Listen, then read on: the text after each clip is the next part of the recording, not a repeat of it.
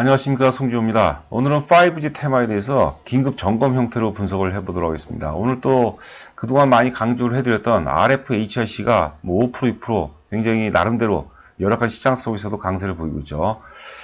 우리가 그동안에 그 5G의 어떤 시대적 주도주 논리에서 많이 강조를 해드렸어요. 근데 특히 이제 오늘 제가 강조를 해드렸던 것 중에서 이제 RFHRC를 아마 방송을 청취하신 분들은 아시겠지만 좋은 감정으로 아마 받아들였을 거예요.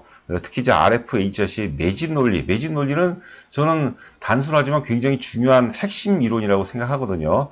RFHRC가 이제 강세를 보이면서 과연 이게 RFHRC 급등이 추세 상승이냐 아니면 기술적인 반등이냐 이게 이제 고민이 되는 거죠. 오늘 또 KFW도 나름대로 한 4%대 강세를 보이고 있거든요. 이럴 경우 저는 이제 네 가지 형태, 이것도 어떻게 보면 어떤 시스템 혹은 이제 매뉴얼식으로 저는 이제 많이 적용을 해요. 그 네 가지 형태로 한번 분석을 해보도록 하죠. 첫 번째는 이제 시장 환경, 두 번째는 5G 전반의 흐름, 그리고 세 번째는 RFHRC 개인기, 네 번째는 기술적 형태, 이런 순으로 점검을 해보도록 하겠습니다. 먼저 시장 환경은 뭐 여전히 대외적인 것뿐만 아니라 대내적인 불확실성이 많이 지배를 해요. 지금 시장을 보면 사실 주식할 마음이 안 생기죠. 그런데 냉정하게 우리 국내 증시를 들어와 보면 그렇게 나쁘지는 않아요. 여하튼 간에 시장은 워낙 대외적인 리스크가 크기 때문에 하방 리스크가 계속 존재한다고 봐야 돼요. 그러니까 전날 미국의 그 뉴욕 증시라든가 유럽 증시가 갑자기 크게 빠질 개연성을 많이 갖고 있거든요. 그러면 뭐 향후 장사라도 어쩔 수가 없죠. 일단 하방 리스크에는 우리가 대비를 해야 되고, 다행히 이제 테마별 순환매를 통해서 저점은 꾸준히, 핵심 테마들은 저점을 꾸준히 높이는 것 같아요. 그 중에서 이제 5G가 그렇고, 특히 이제 9월 말 이후에 지금 바이오 섹터가 바닥에서 이탈한 모습인데, 바이오 섹터 흐름은 나쁘지 않습니다. 기타 이제 뭐 소재 국산화라든가 OLED, 반도체 이런 테마들은 굉장히 양호한 흐름이 전개가 되는 모습이에요. 자, 두 번째는 이제 5G 흐름을 보자는 거죠. 저는 흐름이라고 그러면 조금 뭐 우리가 그 피상적이고 진영을 보면 진영.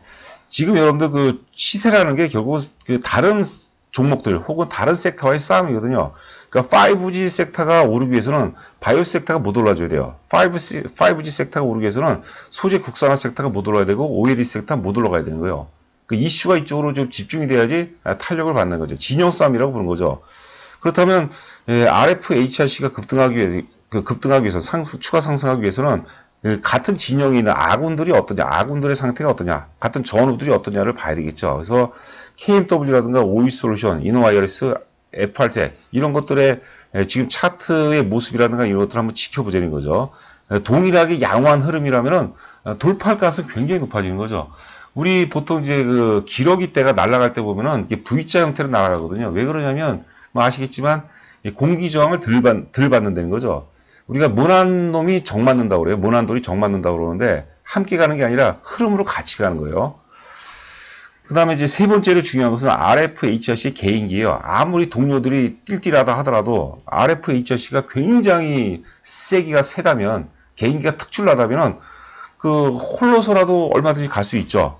그런데 RFHRC는 그런 개인기를 갖고 있어요. 그런 차원에서는 조금 우리가 첫 번째, 두 번째에는 약간 좀 부정적인 요소가 있었는데 RFHRC 개인기를 본다면 우리가 좀 더 매수 관점으로 좀 더 접근해 볼 필요가 있지 않나 싶고요. 마지막으로 RFHRC 기술적 형태를 한번 보자는 거죠. 오늘 차트를 한번 보자는 거죠. 차트. 우리가 차트를 분석하는 것은 수급의 흐름과 크기와 전환점을 분석하는 거거든요. 오늘 만약에 거래가 너무 많이 터졌다 그러면은 못 가죠. 굉장히 힘들어지죠. 갈 가능성 굉장히 희박합니다. 그러니까 적정 어떤 그 거래량이라든가 적정 주가 수준을 좀 만들어줬어야 한다는 거죠. 자, 1번 시장 환경은 뭐 우리가 대략 말씀드렸고, 두 번째 그 관련주들 한번 보도록 하죠. KMW 이 순서로 한번 보도록 하죠. 자, KMW 지금 4% 상승하고 있습니다. 장은 지금 끝났어요. 지금 근데 거래량 수반이 조금 미흡해요. 거래량이 한 80만 주대에서 최소한 150만 주 정도 때 됐으면 굉장히 좋고, KMW 하나만 놓고 봐서는 기술적인 자율 반등 정도로 봐야 되겠죠. 자, 다음에 OE솔루션. OE솔루션은 오늘 악재가 났어요. 악재가 유상 증자 얘기가 나왔죠. OE솔루션은 악재예요. 만약에 OE솔루션이 유상 증자라는 악재에도 불구하고 밑에 좀 꼬리를 좀 달아줬으면 신뢰도가 더 높아지죠. 오일 솔루션으로 봐서는 진영을 제대로 못 갖췄다. 결국은 이제 올라가려 하더라도 RFHRC 혼자서 좀 가야 된다는 거죠. 외로운 싸움이 되겠죠. 이노와이어리스. 이노와이어리스도 이제 눌림목 구간이야. 기술적 완성도는 굉장히 높습니다. 그런데 같이 못 쳐준 거죠. 동료가 지금 RFHRC가 치고 나가는데 안 따라간 거예요. 그렇게 해석해야 돼요. 그 이상도 이하도 아니고 이 표현이 아마 굉장히 적절할 겁니다. 그러니까 지금 5G 전반이 같이 함께 움직이기는 아직까지는 좀 준비가 안 된 상태인 것 같아요. 물론 이제 앞서 얘기한 대로 RFHRC 개인기가 워낙 뛰어나기 때문에 거기에 따른 기대는 좀 해볼 수 있다는 거죠. FR텍을 안 봤네요. FR텍 한번 보도록 하죠. 자, FR텍도 굉장히 좋습니다. 그러나 역시 FR텍도 RHA8C가 치고 나가는데 사리는 모습이죠. 야, 아직 때가 안 됐다. 나는 좀 참을 낸다. 이런 식으로 좀 해석을 해보자는 거죠. 그래서 그 다음에 마지막으로 제가 RFHRC 한번 보도록 하죠. RFHRC는 시도를 한 거 이유가 어떻든 간에 뭐 우리가 물 들어온 김에 노젓 넣는다. 오늘 뭐 신한투자에서도 재료가 하나 좀 좋은 보고서가 나왔는데 한번 나는 쳐볼랜다 하고 치고 나간 거죠. 그러나 지금 네 가지를 종합해서 봤을 때 이 뭐 다이나믹하게 한 방에 치고 나가기 좀 쉽지 않죠. 눌림목이 들어온다고 봐야 될 것 같아요. 눌림목 들어오면 그때 가서 우리가 좀 결정해야 되지 않을까 싶고요. 오늘 방송을 처음 보는 분을 위해서 간단하게 또 말씀드리면 5월 말경에 이 RFHRC는 여러분들 트랜지스터를 만드는 회사인데 지라 관련 기반 GAN이라고 그러죠. 지라 관련 기반 트랜지스터를 만드는데 기존에는 이제 실리콘 기반 트랜지스터를 많이 상용화가 있는데 지금 5G에는 안 맞아요. 실리콘 기반 트랜지스터 안 맞거든요. 그래서 지라 관련 기반 트랜지스터로 지금 표준화가 이루어지는 과정이 표준화 과정 속에서 우리가 독과점이 형성된다고 보겠죠. 그것 때문에 이제 내년 매출과 영업이 급증한다고 보는 거고.